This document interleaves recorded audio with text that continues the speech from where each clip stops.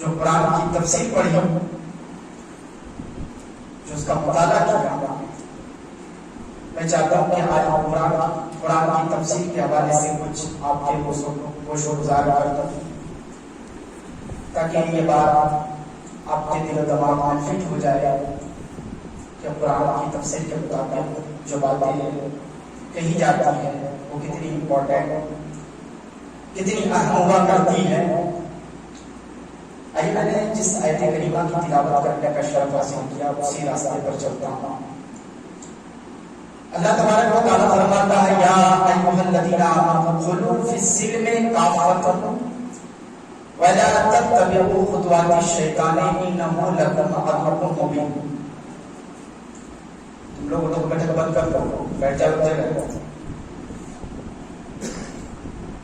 اس کا ترجمہ یہ ہے کہ اے ایمان والو، پورے اسلام میں داخل ہو جاؤ۔ قرآن کی تفسیر ہے، قرآن کی آیت بتاتی ہے کہ اے ایمان والو، پورے اسلام میں داخل ہو جاؤ اور نہ پیروی کرو شیطان کے قدموں کی، نہ پیروی کرو شیطان کے قدموں کی، اس لیے کہ وہ تمہارا کھلا دشمن ہے، اس لیے کہ وہ تمہارا کھلا دشمن ہے۔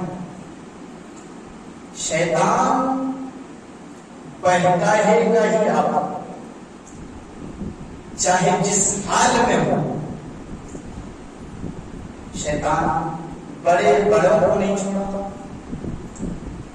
تو ہماری اور آپ کی کیا بات ہے؟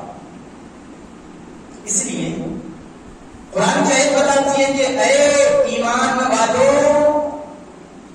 پورے اسلام میں داخل ہو جاؤ، نہ پیروی کرو شیطان کے قدموں کی، اس لیے کہ وہ تمہارا کھلا دشمن ہے۔ وہ چاہتا ہی ہے کہ حضرت آدم کی اولاد میرے کہنے میں چلے، میں جس راستے سے اس کو بھٹکا ہوں اس راستے کو چھوڑ کر کے وہ میری طرف آ، کیونکہ قرآن کی آیت ہے ان الشیطان للانسان عدو مبین، وہ آپ کا کھلا دشمن ہے انسان کے لیے۔ تو اس آیت مبارکہ سے یہ بات ظاہر ہو گئی کہ اسلام میں پورے داخل ہونے کا مطلب کیا ہے؟ بتایا گیا کہ شریعت اسلامیہ کے جملہ احکام کو مان لو، قبول کر لو، شریعت جملہ احکام کو اپنی طرف متوجہ کر لو۔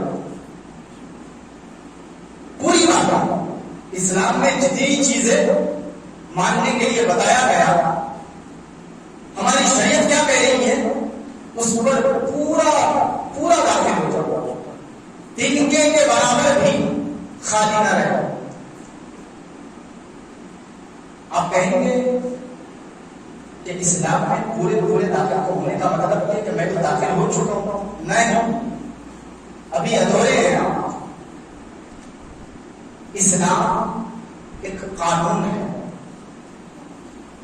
وہ ضابطہ ہے، اس کی اپنی دیوانی فوجداری قانون ہے، وہ اپنی سنتا ہے کسی کے لیے۔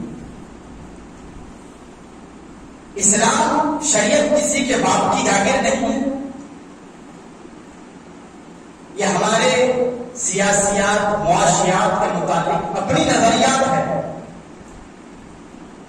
انسان کی یہ ذہنی ہے، قومی اور مادی ترقی کا ضامن ہے، مگر اس کا فائدہ ہم اس وقت اٹھا سکتے ہیں جب اسلام کو پوری طرح سے مان جائے، اس پر عمل پیدا ہو جائے۔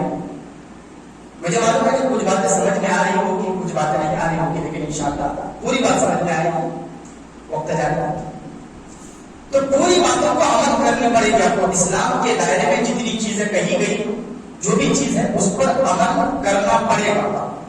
مثال کے طور پر نماز ہمارے اور آپ کے درمیان 5 وقت کی فرض ہوئی، 5 وقت کی نماز فرض ہوئی ہے،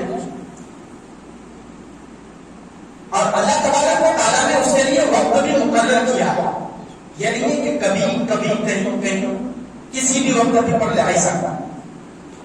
کوئی حضرت آدم کے اولاد اگر یہ چاہے کہ اللہ نے 5 وقت کی نماز مقرر کی 5 وقتوں پر، اب کسی کے پاس آج پوری فرصت ہے، کل فرصت نہیں ہو، اگر وہ چاہے وہ یہ کہہ سکتا ہے کہ چلو جمعہ کی نماز کے وقت عصر کی بھی، مغرب کی بھی، عشاء کی بھی پڑھ لے، تو کیا یہ بات قابل قبول ہے کہ مانے نہیں؟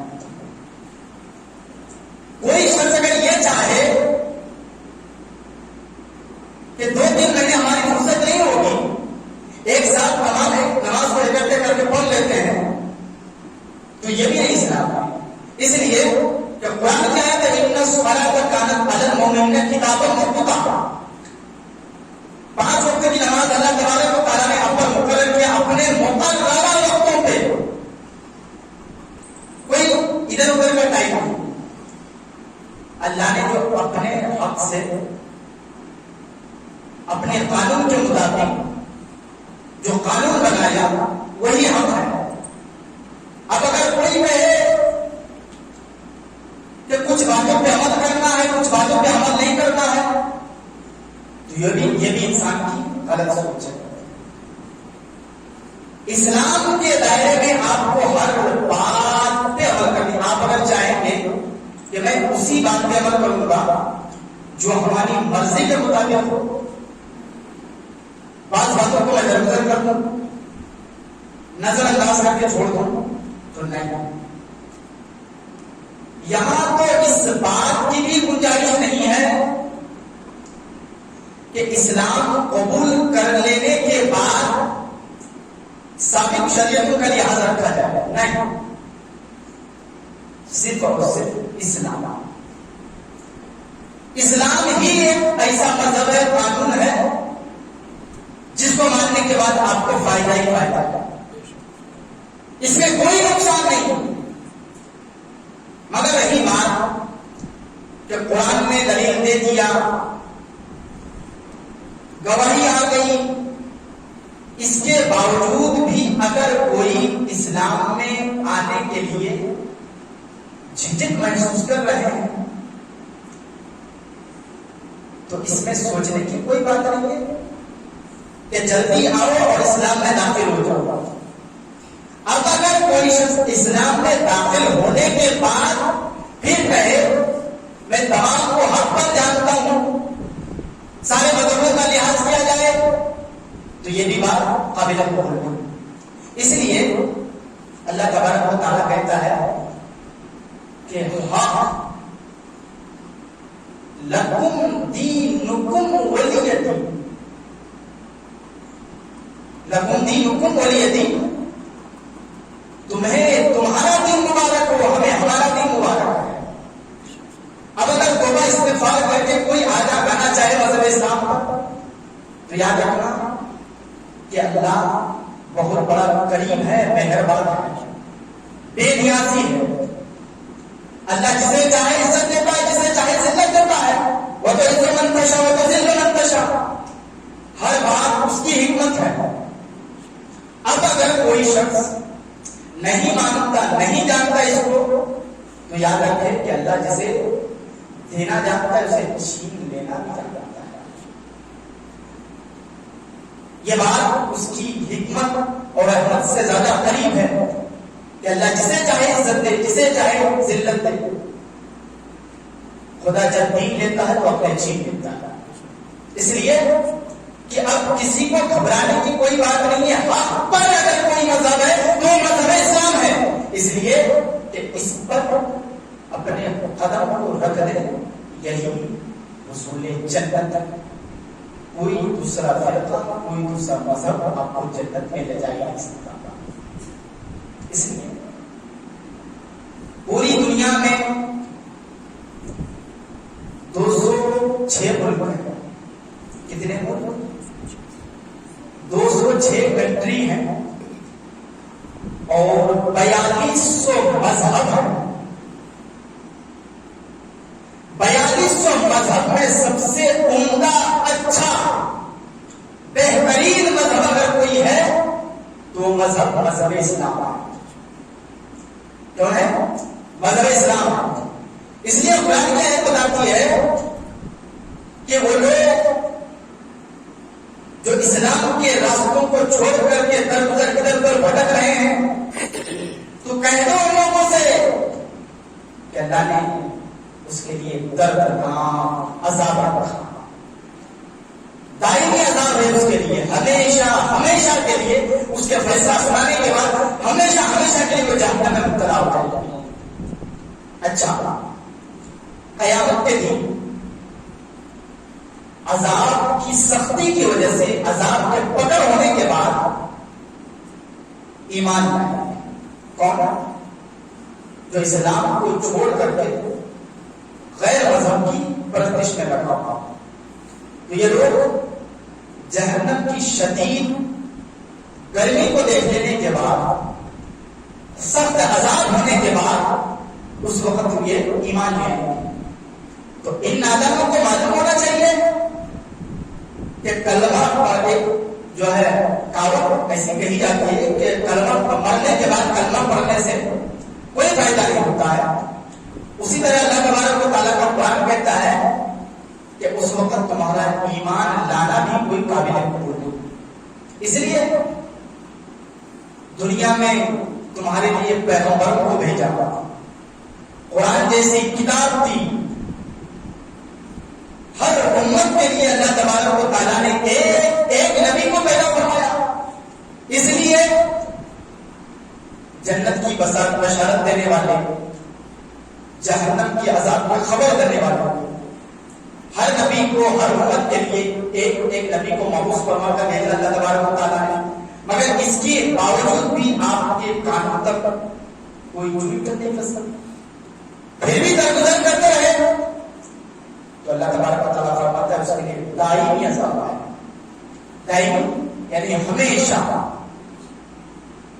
وہ جہنمیوں کو دیکھیں گے، جنتیوں کو دیکھیں گے جہنمی تو ترس کھائیں گے، اور جنتی اس لیے اس کو نہیں جھانک کر کے دیکھیں گے، اس کو ڈر رہے گا کہ میں جنت کے اندر کو داخل ہوں، ہو سکے کہ اگر میں وہاں کی ان پر ترس کھایا، ہو سکتا ہے کہ میرا بھی ٹکٹ کٹ جائے، مجھے بھی اللہ تبارک و تعالیٰ جنت سے نکال دے.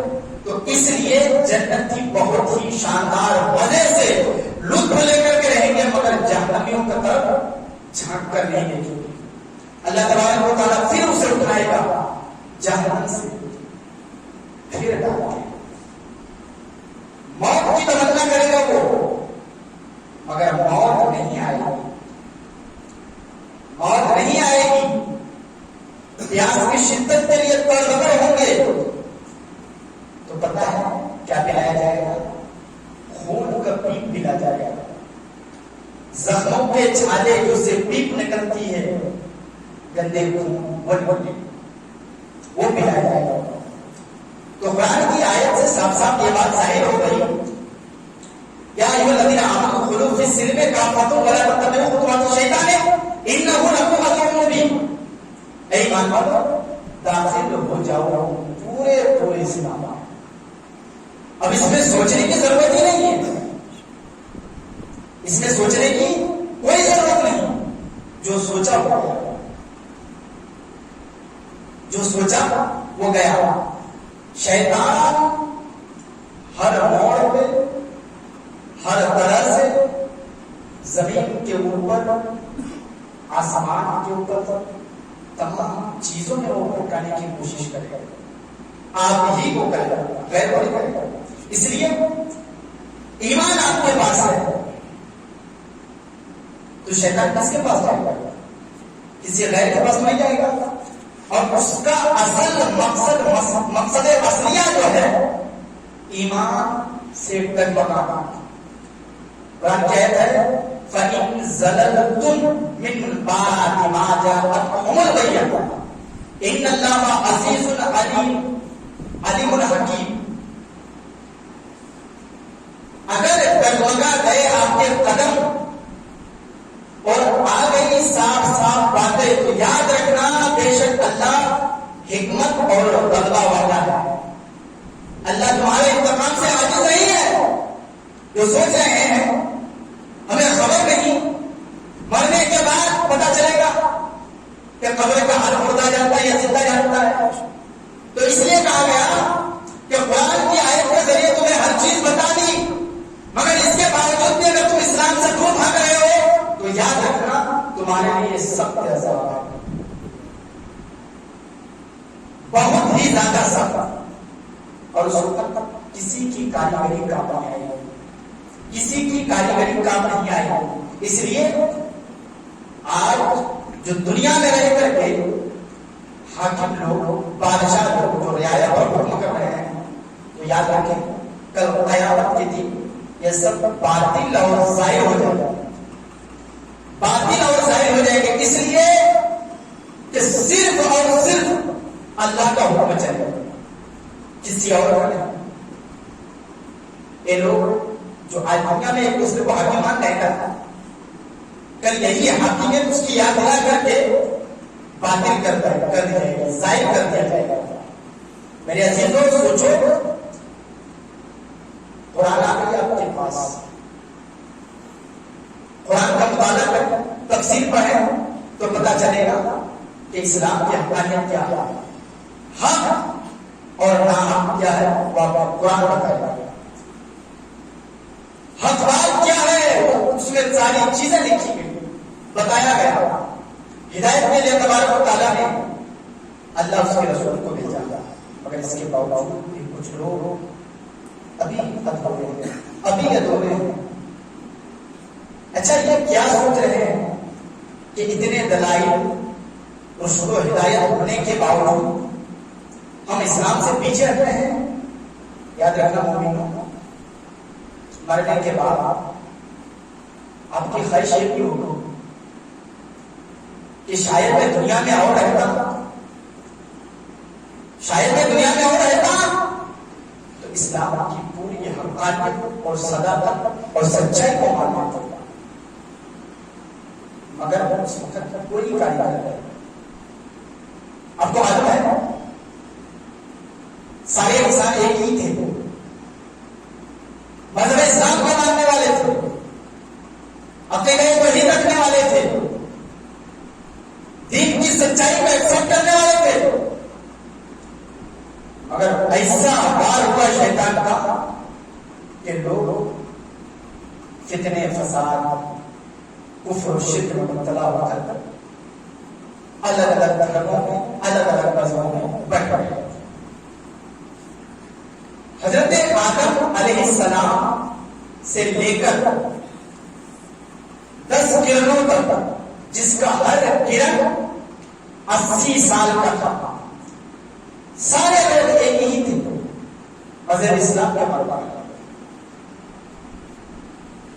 फिर वाहिदीन ऐसा हुआ कि मोमिन खाल नजर आने लगे, खाल नजर आने लगे, क्योंकि सब कुफ्र शिर्क में मुब्तला हो गए। तो फिर हजरत नूह अलैहिस्सलाम का वाक़या पेश आया। उन्होंने कश्ती बनाई, जो मोमिनीन थे उसमें सवार हुए, तो सवार होने वाले सिर्फ 80 लोग बचे थे, बाकी लोग सारे खत्म। हजरत नूह अलैहिस्सलाम के बेटे हाम और शाम और उनके अज़वाज, जब उनकी औलादें बढ़ी तो शैतान ने उन पर गलबा डालकर, वैसे डालकर बैठता था। फिर वो भी एक दूसरे के मुखालिफ होने लगे, और जब ज्यादा कुफ्र और शिर्क, बुत परस्ती में फैल गए वो लोग, तो फिर अल्लाह तबारक व तआला ने फरमा दिया कि जो दाखिल इस्लाम से दरगुजर हो रहा है, सुना दो उनके लिए दर्दनाक अज़ाब। वो जहन्नम की आग को देख करके ईमान लाएंगे, मगर उसका ईमान काबिल कबूल नहीं होगा, इसलिए कि दुनिया में मैंने इसको जिंदगी दी थी, कुरान दिया था, अल्लाह उसके रसूल को दिया था कि वो हक और नाम समझे, مگر اس کے باوجود بھی یہ اپنے ایمان سے درگزر ہو گیا، لہٰذا اس کے لیے ہمیشہ ہمیشہ کے لیے عذاب آتا۔ شیطان قرآن کو حملہ نہیں کرتا، اس لیے کہ قرآن اس لیے آیا آپ کے پاس کہ حق اور ناحق کی فیصلہ کرے، غلط مذہب سے روکے۔ قرآن اس لیے آیا، کسی نے بھی قرآن پر اختلاف نہیں کیا۔ اگر قرآن پر اختلاف کرتا تو اسے معلوم ہے کہ اختلاف کو ہٹانے کے لیے قرآن آیا ہے، اور قرآن ہی پر اگر کوئی اختلاف کرے تو پھر اختلاف جو ہے جھگڑا کیسے ہٹے گا، اختلاف کیسے مٹے گا؟ تو شیطان کا زیادہ زور صرف اور صرف جو ہے مومنین پر، صرف مومنین پر۔ آپ کو معلوم ہے کہ شیطان آپ کے ایمان کو کیوں چھینتا ہے؟ آپ کے ایمان پر حضرت ابو حنیفہ رضی اللہ تعالیٰ عنہ سے ایک پادری بھی عیسائی، تو ان سے کہنے لگے کہ یہ بات بتائیے، آپ لوگ سجدہ سو کیوں کرتے ہیں؟ سجدہ سو کیوں کرتے ہیں؟ تو بتایا کہ نماز میں اگر کوئی واجب چھوٹ جاتا ہے تو اس لیے سجدہ سو کرتے ہیں۔ پھر پادری کہنے لگا کہ سجدہ سو جو ہے کرتے ہیں اس کے لیے واجب چھوٹ جانے کی وجہ سے، تو واجب کیوں چھوٹتا ہے؟ بولا کہ نسیان کی وجہ سے، بھول کی وجہ سے۔ بولا کہ یہ نسیان اور بھول کیوں ہوتا ہے؟ بولا کہ شیطان پیسہ ہوتا ہے۔ اچھا تو ایک کام کرو، عیسائی کہنے لگا ایک کام کرو، یہ مومنین یہ جو ہے اپنا دھرم ہے تمہارا مذہب اسلام، اس کو چھوڑ دو، ہمارے عیسائی میں آ جاؤ، شیطان تمہارے پاس نہیں آئے گا۔ تو کہنے لگا کہ ایسا تو نہیں ہو سکتا ایمان۔ پادری کہنے لگا ایمان صاحب آ جائیے آپ، شیطان ہمارے مذہب میں جب آئیں گے تو آپ پر غلبہ نہیں کرے گا۔ شیطان کیوں بہکا ہے؟ وہ آخر ریزن کیا ہے؟ تو کہنے لگا کہ حضرت امام اعظم ابو حنیفہ کہنے لگے کہ ایک بات بتائیے، 10-15 جھوپڑیاں ہو ایک جگہ اور اس کے بیچوں بیچ ایک بنگلہ ہوتا ہے 10 منزل کا، تو آپ بتائیے کہ کوئی ڈاکو اگر ڈاکہ ڈالنے جائے گا تو جھوپڑی میں جائے گا یا پھر محل میں جائے گا؟ تو پادری کہنے لگا امام صاحب آپ کا دماغ خراب ہو گیا، جھوپڑی میں کیا ملے گا؟ اگر کچھ ملے گا تو بنگلہ میں ملے گا۔ امام صاحب کہنے لگے کہ ہاں تمہاری اور میری مثال اسی طرح ہے کہ شیطان تمہارے پاس نہیں آئے گا، میرے پاس آئے گا، اس لیے کہ پورا خزانہ جو ہے میرے پاس ہے وہ تمہارے پاس آتا ہے۔ تو اس لیے مومنوں کو چاہیے کہ پورے اسلام میں داخل ہو جائیں، شیطان کے شر سے بچ جائیں۔ باقی السلام علیکم ورحمۃ اللہ وبرکاتہ۔